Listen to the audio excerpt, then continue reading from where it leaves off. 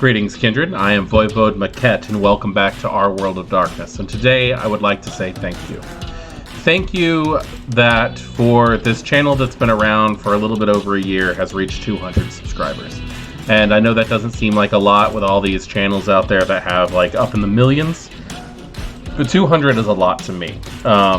You guys come here to hear me talk and read out of books, and we interact, and I love that. I love the fact that we can share this game through space and time. You know, the fact that all around the world there's people that's not even in the same country as me who I have conversations with, people that I feel like I've become friends with because I started doing Voivode Maquette Presents Our World of Darkness, and it means a lot to me.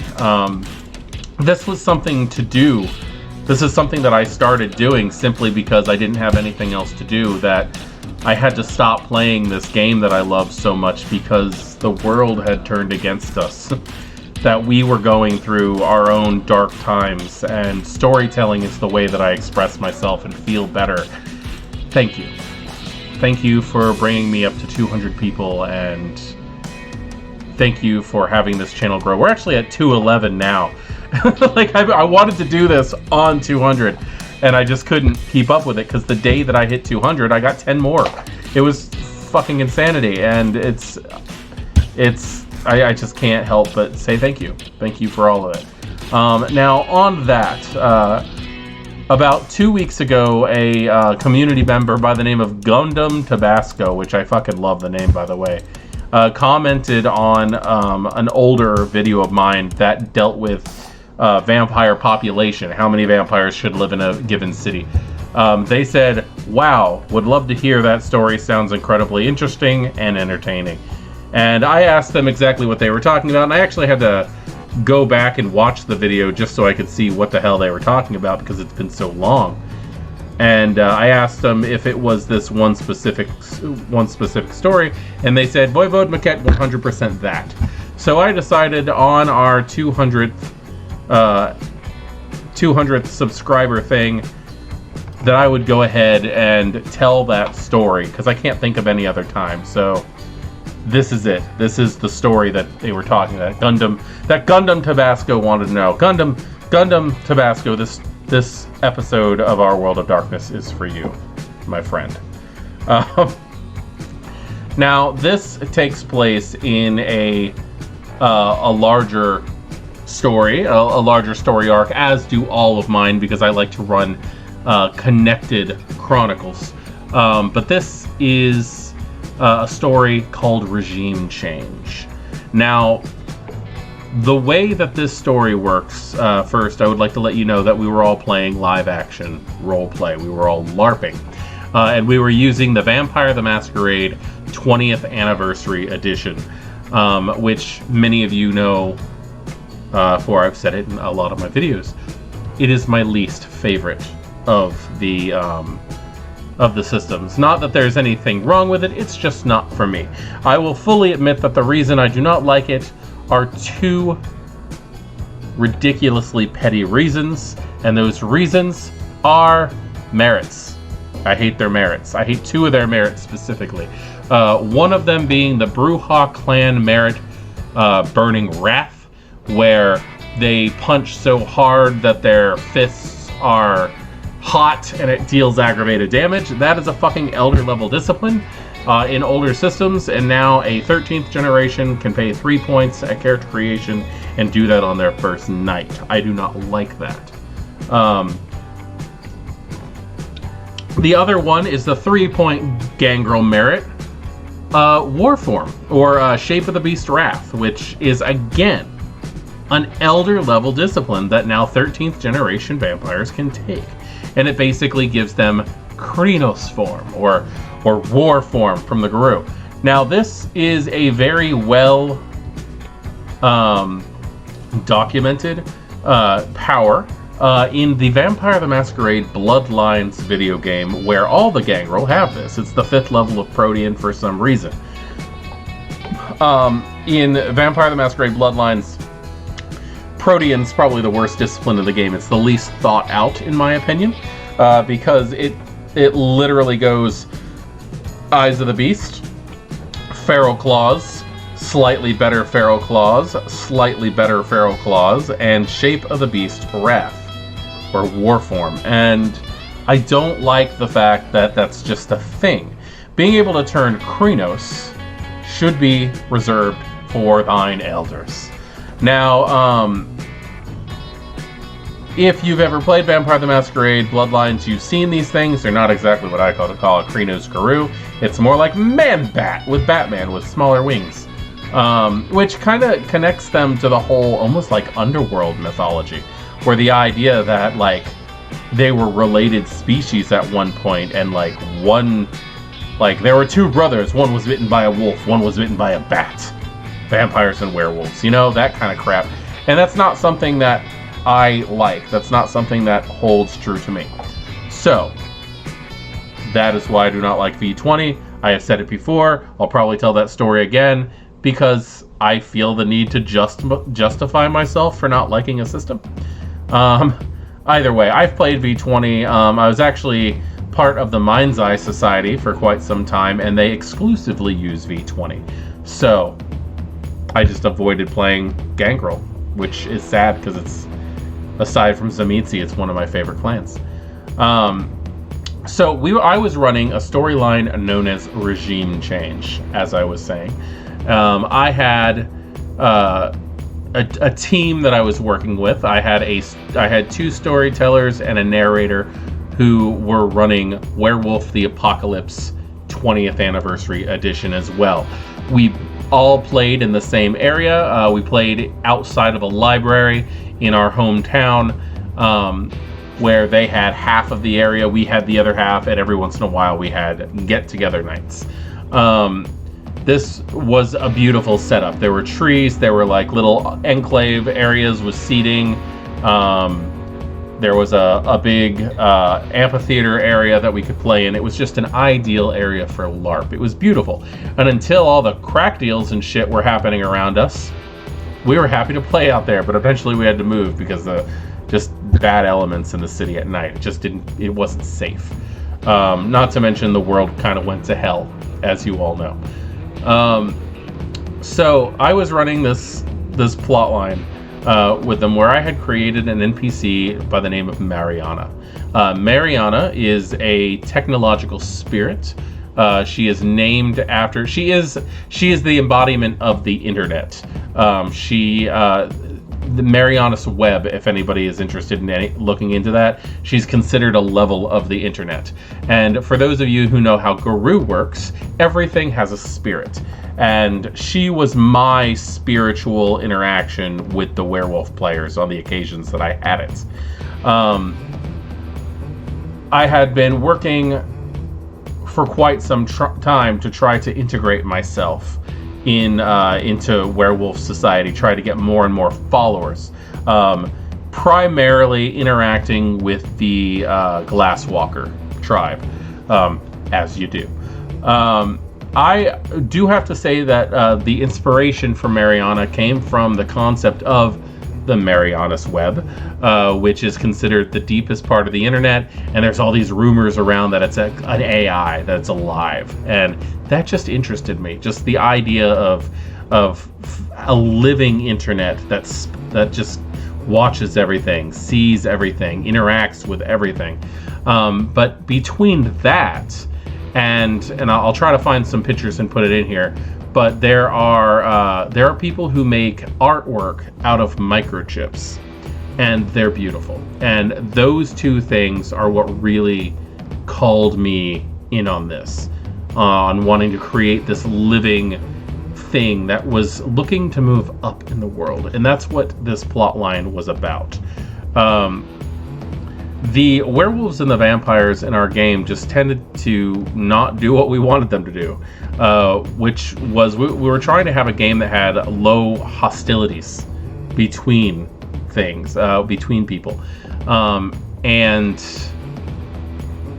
minor skirmishes and stuff. But the werewolves were very accepting over the vampires, and the vampires were very trusting over the werewolves, and it was just something that myself and the other storytellers were not 100% happy with, but we didn't want to upset the flow of game, because even though it was going in a direction that we didn't want it to go in, that we hadn't planned on it, it was going well. The players were all having fun, and the last thing that we wanted to do as a storyteller team is to destroy the fun that they were having.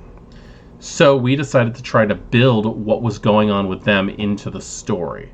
The NPC of Mariana was trying to explain to the Gru just how bad the Guru Trinity was, which is the circle of the Wild, the Weaver, and the Worm. For those of you not familiar with that, the idea that werewolves have is that the Wild creates the spirit of things, the Weaver gives it form, and the Worm destroys it over time so that spirits can return back to the Wild and the cycle continues. That's why people have a live, die, rebirth cycle. That's why animals constantly are going around and around. And that's what the Gru are actually truly meant to protect, is that cycle.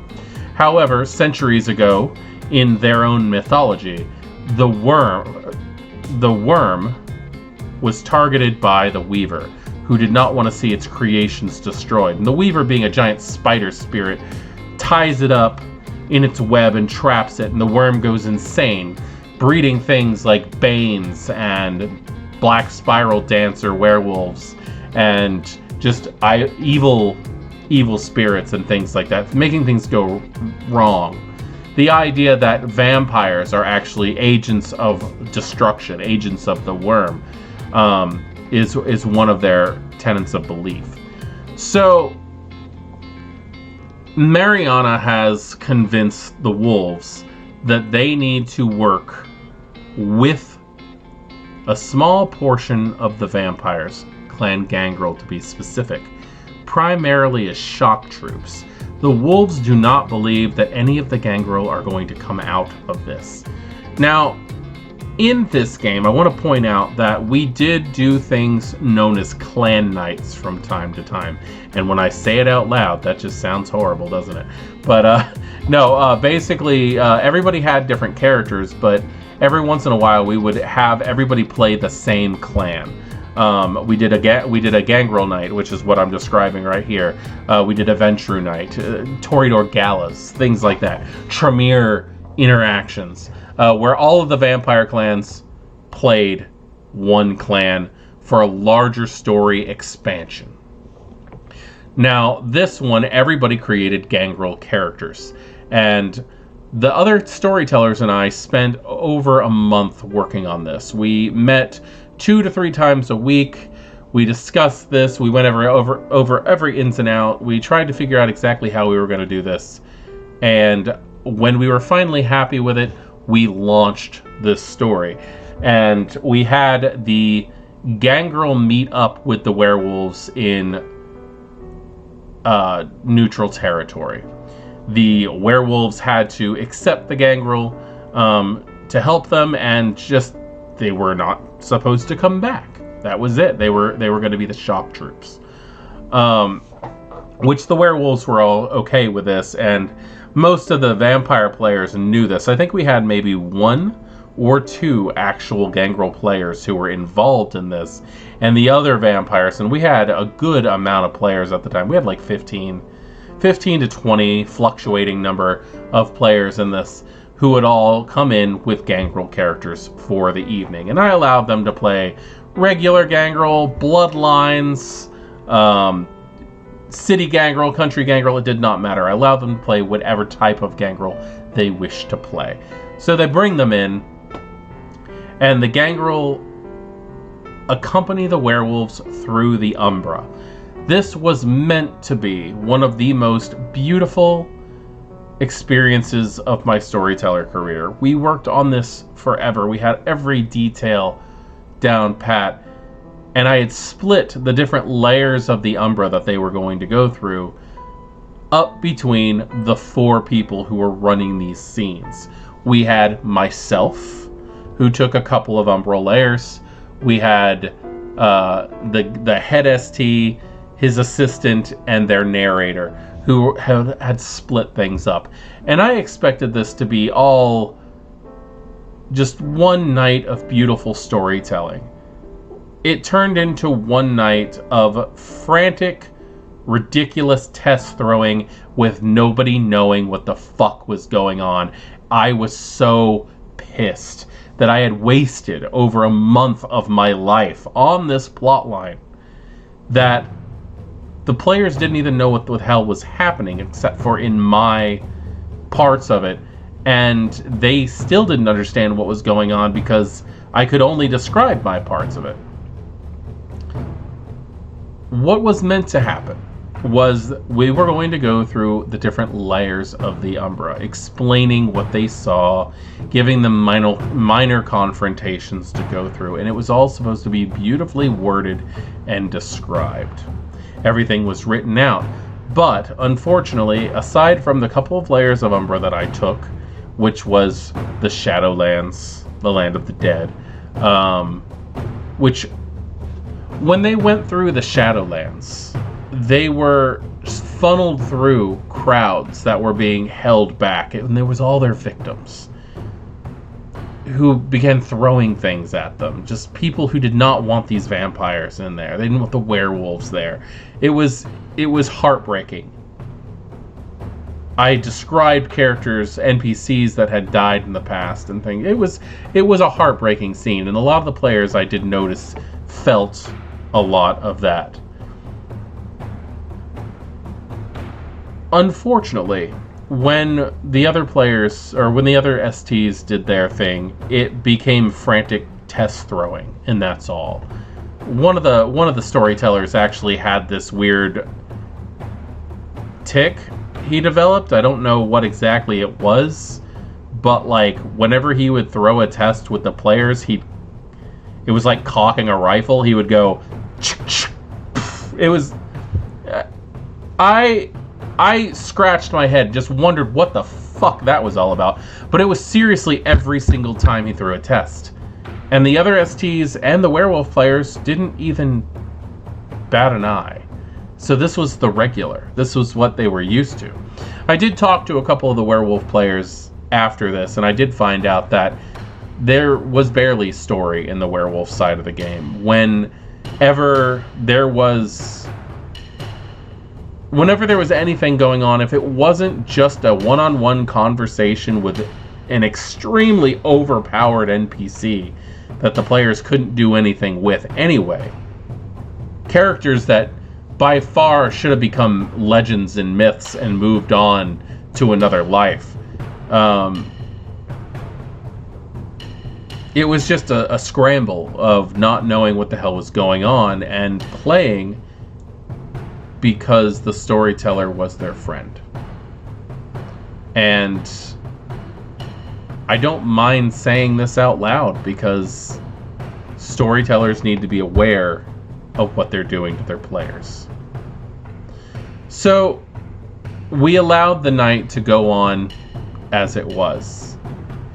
And then we got to the very end. And it was so ridiculous that they had taken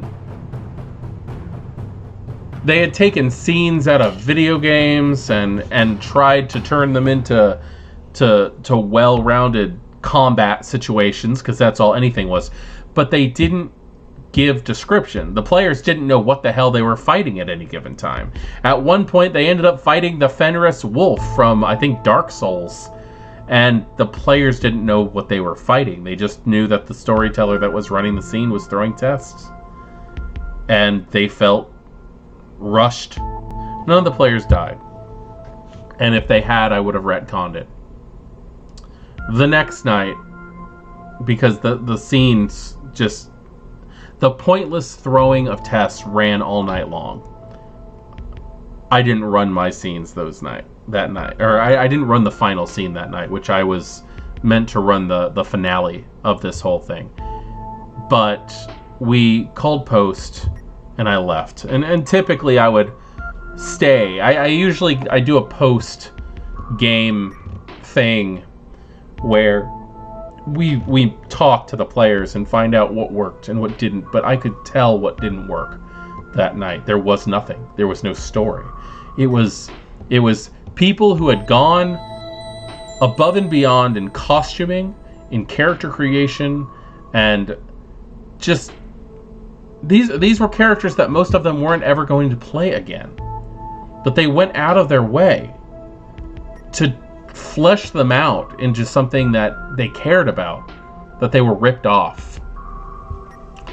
So the next week, we show up to game, and I asked the storytellers to please sit down and let me do the pre-game announcements. And then I said that I wanted to go over plotline from the night before, from the game before. And I'll fully admit that they were wonderfully polite about it. They let me do it. I could tell that they were upset afterwards, because after this night they stopped coming to game. The whole werewolf game stopped coming. But I read through what I had expected. I read through the plot line of what the game was, and everybody was happy. Everybody was happy with it. Everybody thought it was beautiful. We basically just went through the map of what the Umbra is, all the different layers of the Umbra. And then we went ahead and started the game, and it was right when the werewolves and the vampires, the gangrel, were crossing into the realm of spirits of creation themselves. The Wild, the Weaver, and the Worm. And the Weaver had the Worm captive in its web, and the Wild lay dying off to the side, weak and not being able to do anything. There was a great battle.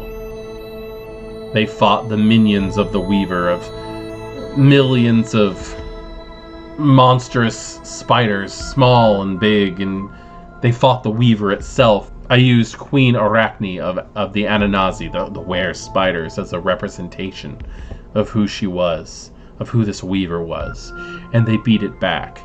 And before they had entered, the glass walker of the group was given 3 USB drives. When they were on this plane, they pulled them out. They were weapons. They were swords. They were these amazing Weaver Tech swords. The whole idea behind these Weaver Tech swords was they needed to at least get 2 of them stabbed into this spirit. And they were able to fight, and they were not going to win, but as long as they could get 2 of them stabbed in, it was an automatic kill sort of thing. This was something that could have easily been handled with a couple of good called shots, but the fight was cinematic. It was a beautifully run, choreographed fight between these guys, and they ended up fighting it and eventually stabbing it, and basically absorbed the Weaver into these USB drives. It sounds corny, but we're talking about a game where one of the gods is the great trash heap, you know, where everything has a spirit. And when you're dealing with the concept of animism, that everything that thought has gone into has life, has a spirit, it can sound silly if not described right. But this was a beautiful event. Like, it was, the players were all in on it. They were all just ready to fight. And they did. And they absorbed the Weaver into these things. And as this was happening, the Wild was dying. She was on her last leg. She had nothing. Gaia, the spirit of the earth itself, was dying due to the pollution and the mistreatment she had received from us who live on her. And that is when the gangrel that no one knew was there showed up and absorbed Gaia into herself. And Noia, the gangrel antediluvian, had traveled with them, absorbed Gaia, took her power, committing apotheosis, and became the earth itself. the wild's new form. The Weaver, on the other hand, was uploaded to Mariana, where Mariana became the new Weaver. At which point, the only thing that anyone had to truly deal with were direct worm creatures, BSDs and things like that, Black Spiral Dancers, Femori, things like that. We basically got rid of the Weaver as a threat. Or did we? Because the Weaver story continued to go on. But that was the new big bad in this game. The worm itself and its minions, which the werewolves always said were the bad guys anyway. So we kept going with that. Mariana became the new Weaver, and Noya became the new Wild.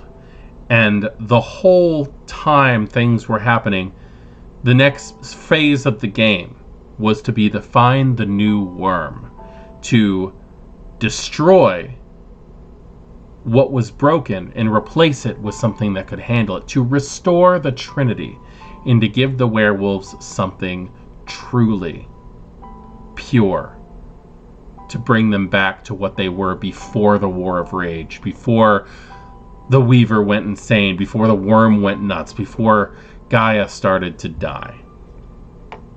Now, the repercussions of this were, now that Anoia, the gangrel antediluvian itself, was the spirit of the earth, was worshipped by Gangrel, was fed by the Karens, who had Gnosis now. The Gangrel were cleansed of all worm taint. They all came back. They all gained the abilities to shift into a war form. They were able to buy gifts and rights, as the Guru did, spending willpower as if it was Gnosis. So they were limited, because Gnosis and willpower doesn't exactly fill up in the same fashion. The Gangrel became vampire werewolves, effectively. Not abominations, not really, but being able to interact with both sides. They became the middleman. We made it so that the vampire and the werewolf games could interact interchangeably with less drama. Basically what they were already doing, but having an in-game reason for it. It was nice. The Gangrel were considered ambassadors to the Lupines, and the story was beautiful. It was beautifully told. The one night where we were going through the Umbra, it could have been better, but we did our best not to let that dampen things. And though the werewolf game did fall apart very shortly after this, the story was told.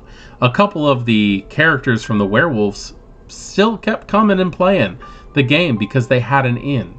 They had a reason to be around. The Gangrel were part of the Guru Nation and part of Kindred society. I'll go ahead and I'll tell what happened the rest of the way. Mariana did not exactly end up being a benevolent spirit. She was in fact very, very dark. I had read that there was a college in Germany. I don't have the details because this was years ago. But I had read that a college in Germany had found a way to create a star on Earth, and that they were using it as power. In my world of darkness, in this storyline, they were lying. That this college was actually headed by a hunter organization. And I believe I was using the Society of Leopold at this point. And they had not found a way to create a star and use that for power. They had actually captured an antediluvian. We were running a very low-key Gehenna game at this point. And they had captured the being that would be known as Mariana. It was actually the Toreador Antediluvian. And they were hooking her up to machinery, trying to use her as a power source to hunt down the other vampires. They were basically hoping that her abilities and aspects and things like that could be channeled through technology to help locate Kindred, to spy on Kindred. the process of destroying the Weaver and uploading her into that was able to draw her out of her body and into the machine world itself. She became a cyber vampire. This allowed me to bring in the Cyberpunk 2021 vampire storyline, where I believe they're called, I think they're just called cyberpunks, which were vampires who could get mechanical upgrades and things like that.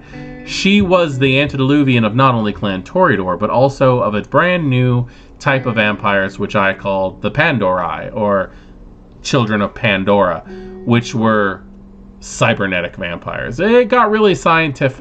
It got really science fiction after a little while. You got to imagine like fully cognizant, alive people that were machine on the inside, but they were vampires also.